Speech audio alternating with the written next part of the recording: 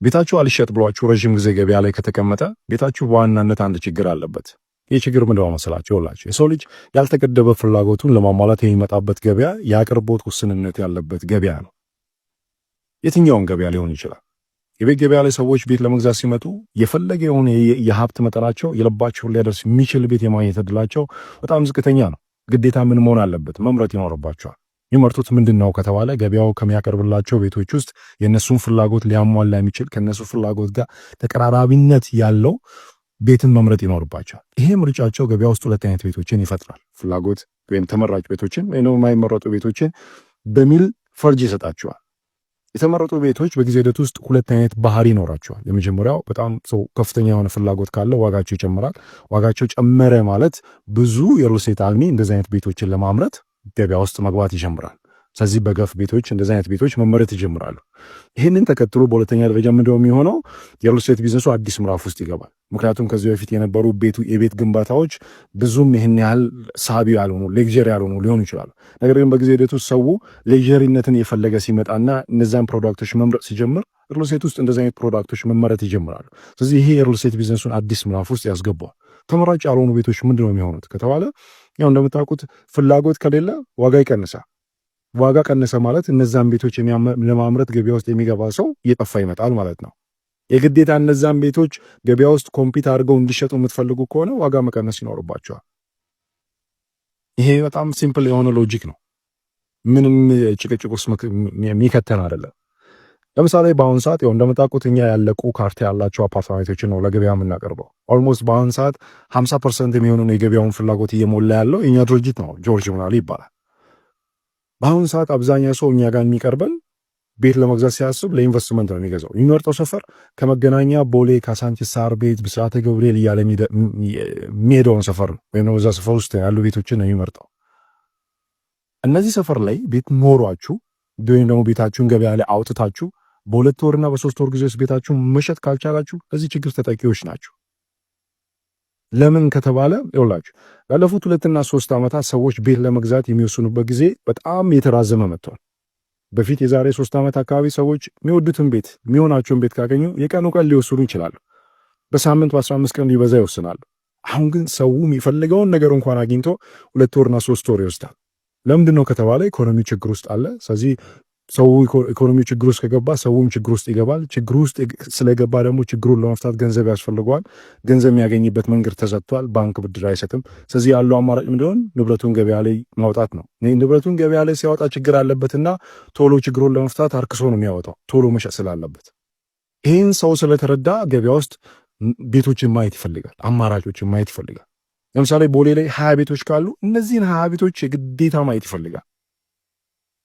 በዛ ምክንያት ቦሌ ላይ ቤት ኖሯችሁ ለምሳሌ በ2 ወርና በ3 ወር ጊዜ ካልሸጣችሁ እናንተ የዚህ ችግር ተጠቂዎች ናቸው። የእናንተ ቤቶች አሁን ባለው የቤት ገዢ ሁለተኛ ምርጫ ናቸው ማለት ነው። ስለዚህ የእናንተ ጣፈንታ ቅድም ምንድነው እንዳለው ፍላጎት እየቀነሰ በመጣ ቁጥር የግዴታ ቤታችሁን ኮምፒት አድርጋችሁ ለመሸጥ የምትፈልጉ ከሆነ ዋጋ መቀነስ ይኖርባችኋል። ግብ ውስጥ መግባት አያስፈልግም። ያለበዛ ወጪ ነው የሚሆንባችሁ ቤታችሁ። ምክንያቱም ቅድም እንዳልኩት የሪል ስቴት ቢዝነሱ አዲስ ምዕራፍ ውስጥ የገባ ነው ያለው። የሪል ስቴት ቢዝነሱ በጣም ስለተንቀረፈፈ ነው አሁንም ቤታችሁ የሚጎበኘው ሰው እያገኘ ያላችሁት። የሪል ስቴት ቢዝነሱ የተንቀራፈፈበት ዋነኛው ምክንያት ምንድን ነው? ፖለቲካው አለመረጋጋት፣ ኢኮኖሚ ችግሩ ስላለ ነው እንጂ የሪል ስቴት ቢዝነሱ ኦልሞስት ተቀይሯል። ሰዎች አሁን የሚመርጡት ቤት የባለፈው የቤት ገበያ የሚያቀርባቸውን ቤቶች አይደለም፣ አዳዲስ ቤቶችን ነው እየመረጠ ያለው። ሰው አሁን ቦሌ ላይ መገኘቱን ብቻ አይደለም ቤት የሚገዛው፣ መስፈርት አለው። ብርሃን ያህል እይታ መኖሩን ያህል ህንፃው የሚሰጠውን አገልግሎት ያህል ልሙጥ ቤት ላይ ካላችሁ፣ ብርሃን የሌለው ቤት ካላችሁ፣ መስኮት የሌለው ቤት ካላችሁ፣ እነዚህ አይነት ቤቶች ካላችሁ የቤታችሁ ዕጣ ፈንታ ነገ ከነገ ወዲያ በጣም ችግር ውስጥ ነው የሚከታችሁ። ቤታችሁን የሚገዛው ሰው ከጊዜ ወደ ጊዜ የቀነሰ ነው የሚመጣው። ምንም ጥያቄ የለውም። አሁን የሚገነቡትን ቤት ማየት በጣም ቀላል ነው። ምን አይነት ቤቶች ናቸው የተገነቡ? ወታችሁ ጂም ያለው መዋኛ ገንዳ ያለው ቴራሶች አለ፣ የከርሰ ምድሩ አላቸው፣ ሌክዠሪ ፊኒሺንግ ያላቸው ቤቶች ናቸው የተገነቡ ያሉት። እናንተ ልሙጥ ቤት ያላችሁ ሰዎች እንዴት ነው ከነዚህ ሰዎች ጋር ኮምፒት አድርጋችሁ ቤታችሁን ልሸጡ የምትችሉት? ስለዚህ የተሻለ ዋስትና የሚሆነው ምንድነው? ቤታችሁን አሁን ሸጣችሁ የተሻለ ዋስትና የሚሰጣችሁን ኢንቨስትመንት ውስጥ መግባት ያስፈልጋል። እኔ እኮ የገዛሁት በውድ ነው ይላል አብዛኛው ሰው። እኔ እኮ የገዛሁት በዚህ በውድ ነው። እሱ አይሰራም። ኢንቨስትመንቱ ለጊዜ ልታተርፍ አይደለም። 50% ነው ማትረፍ፣ 50% ማጣት ነው።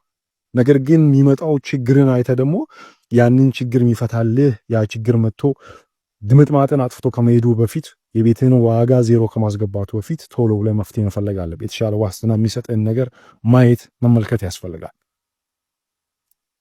በዋናነት ብርህን መልሰህ የምታደርግበት ነገር ላይ ነው ማትረፍና መክሰር የሚወስነው እንጂ ቤትህን በርካሽ መሸጣ አይደለም አንተን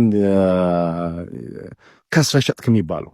ያንን ቤት ያንን የሸጥክበትን ገንዘብ ወስደ በቀጣይ የምታደርግበት ቦታ ነው አስራፊነት የሚለካው።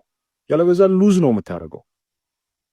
ያለህን ቤት ነው የምታጣው። ምክንያቱም ቤቶች ይኸውልህ ተፈላጊነታቸው እየቀነሰ በመጣ ቁጥር ወጪ ነው የሚሆኑት። ለማከራየት በጣም ብዙ ኮስት ፈርኒሽድ ማድረግ አለብህ። ብዙ በጣም ሌጀሪ የምትላቸውን ቤቶች እቃዎች መግዛት አለብህ። ለመከራየት ረዥም ጊዜ ወስድብሃል ገበያው ላይ አውጥተህ። ያኔ ኮንዶፊ የምትከፍለው አንተ ነህ።